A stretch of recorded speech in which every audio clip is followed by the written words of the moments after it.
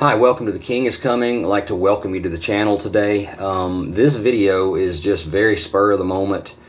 I actually had another one planned that I was going to try to do this week, and I may still try to get that done if I have time, but it just seemed like this needed to be said today, mostly because I just saw yesterday evening, that after much going back and forth and I guess attacks against former President Donald Trump and threats of some type of legal criminal action, that there have been indictment charges brought against him. And before I go any further with this, I want to make one thing very clear. I'm not cheerleading for Donald Trump. I'm not advocating for Donald Trump. As president of my nation for 4 years, there are certain things I think he did that were very beneficial to this country, and I greatly respect the fact that all of my life, as far as I can remember, and I'm 47 years old, typically presidential candidates will make promises of all these wonderful, flowery things they're going to do in order to get elected, and once they get elected, they pursue very, very few of those things they promised. And I've actually seen presidential candidates that became the president that completely abandoned the things that they were going to work towards once they got in office. And Mr. Trump, seemingly from day one, went after the things that he promised and got most of them done. And the things that I saw that he promised he was going to try to do that he didn't get done weren't from lack of trying, from what it appeared to me. It was from his political enemies trying to stalemate him. But I am not a Trump disciple, and I say it that way because I literally know people that almost look on Trump as like a Christ figure. And so many people I've talked to have, sadly, the mentality that if we can just get Trump reelected, everything's going to be all right, and everything's going to come together, and we're going to be great again. And I don't see that. That's not going to happen. I mean, I suppose it's possible he could get elected again, but Donald Trump is not the answer. Donald Trump is not our savior. So that being said, I'm in no way rallying for Mr. Trump on this. I think in some ways he's a very flawed man, which could be said of all of us. That certainly could be said of me. But I'm saying this because one thing I see in Mr. Trump, and particularly what they're trying to do to him, this is obviously a very forceful effort to try to destroy him. But I'm saying all of this to point out that in what's happening to Mr. Trump, I absolutely see this is tied into end times biblical prophecy. And again, I am in no way comparing Mr. Trump to Christ or anything, and I only say that because I know people that do that, which is absurd to me. But what's happening to him is absolute further proof to me, not that I need proof at this point, but further proof to me, and the case I'm making to you is that it absolutely ties in to end times biblical prophecy, particularly in that the Bible speaks of that there's going to be a one world government. I mean, it doesn't use those words, but that the world is going to be controlled by one government and one man who the Bible refers to as the Antichrist. And you can see this happening right before our eyes. All over the world, the chess pieces are being moved around in order to bring this about. And it's being done through economics and currencies, as well as things like climate change. That's a very big driving force, the environment, to move us in this direction. They're creating crisis for which we all need to just band together and become one. And they use flowery words like unity and harmony. But you have forces, and I say forces, I mean leaders, both in the private sector, in big business, as well as literal leaders of governments that are driving towards this. And I believe this is intentional. I believe they know this one that's coming. They may not know who he is yet, but they know this one that's coming, Satan's man, the Antichrist, and they are pledging allegiance to him. And Lord willing, that's what my next video is going to be, is that there's signs all over the world right now showing us. They're just out in the open, subtly, but out in the open, showing us where their allegiance lies and who it is that they're waiting for. And but all of this is to say, this global agenda, this drive towards a new world order and a one world government, which is called globalism, Mr. Trump is absolutely against that, or at least that is what he speaks. Now, whether, I don't know what's in his heart as to really what he believes, but that's what he speaks, and he seems pretty passionate about it, that he is completely a nationalist, that America comes first, and that we don't need to worry about the problems of the world as a primary concern. Our primary concern needs to be our own nation, and that every nation's primary concern needs to be that nation. And so that being said, I'm just going to show you a couple of clips to illustrate what I'm talking about, and then I'm going to wrap this up very briefly at the end. So here we go. Hello, I'm Steve Forbes, and this is What's Ahead, where you get the insights you need to better navigate these turbulent times. In off-the-cuff remarks at a meeting of the Business Roundtable this week, President Biden said, quote, "There's going to be a new world order out there, and we've got to lead it." Our efforts cannot be a series of independent initiatives running in parallel.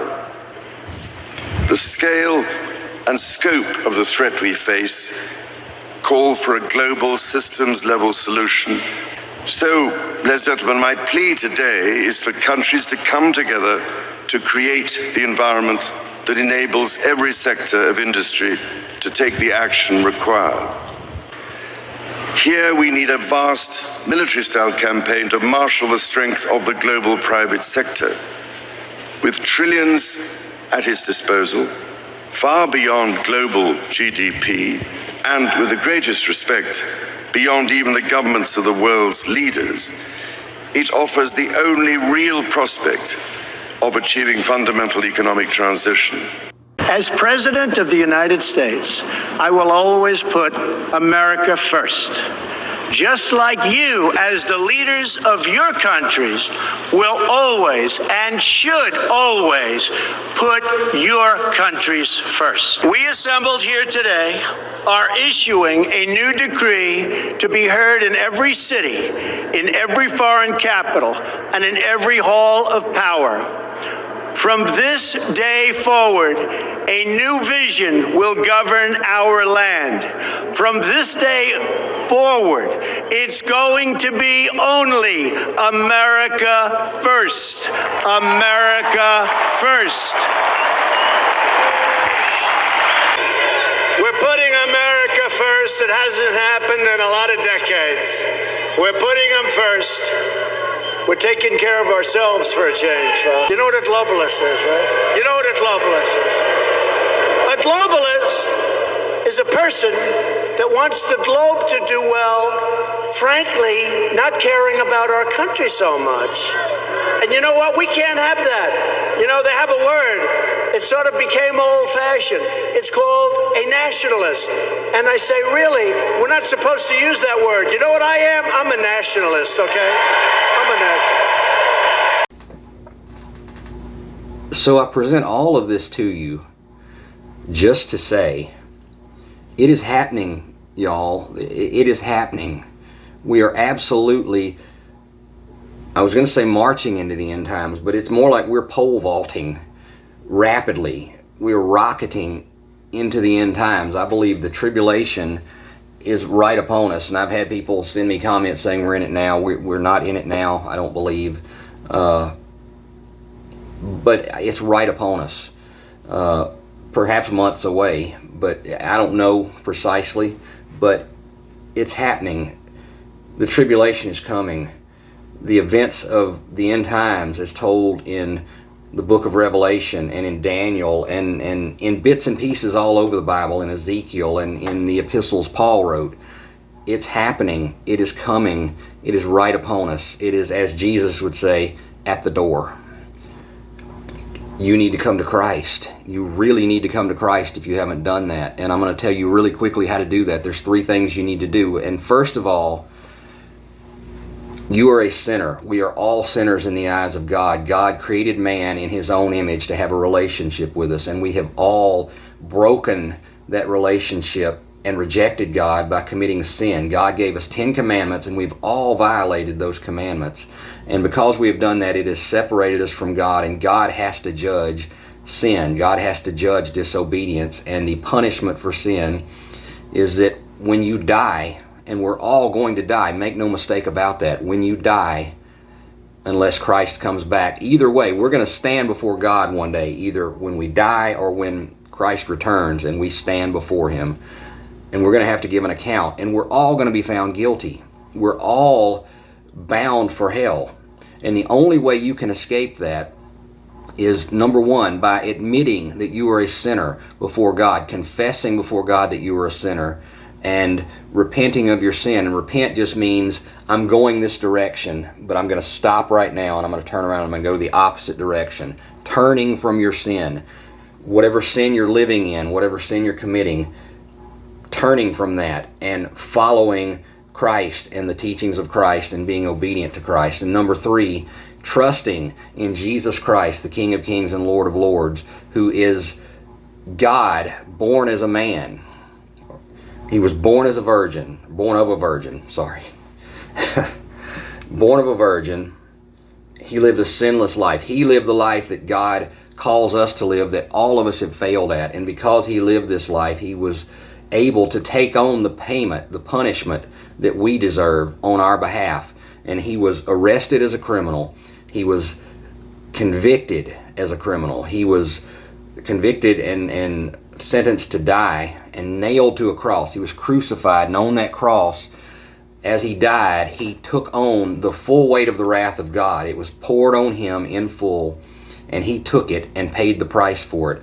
And he was buried in a tomb, and after 3 days, he was raised from the dead and walked forth from the tomb. And he did this in order to prove his power over death and over the grave, and that he had conquered sin and death. And he did this on your behalf, and all that he asks is that you believe in him and you trust in him and you bow the knee to him as King and Lord of your life. That is what you need to do if you want to be right with God and know that when you die, you're going to go to heaven and spend eternity receiving the blessings of the Lord. And the alternative is you're going to die and go to hell and be forever separated from God and the blessings of God. And I'm going to put a video. I always do this. I'm going to put a video in the comment section as well as in the description box, where if you want to know more about this, it's a video where I'm telling you how to be right with God in greater detail. But you need to be right with God, y'all. It's happening. It's coming. We are there. This is absolutely serious. Please come to Jesus today. Thank you so much for listening. God bless you.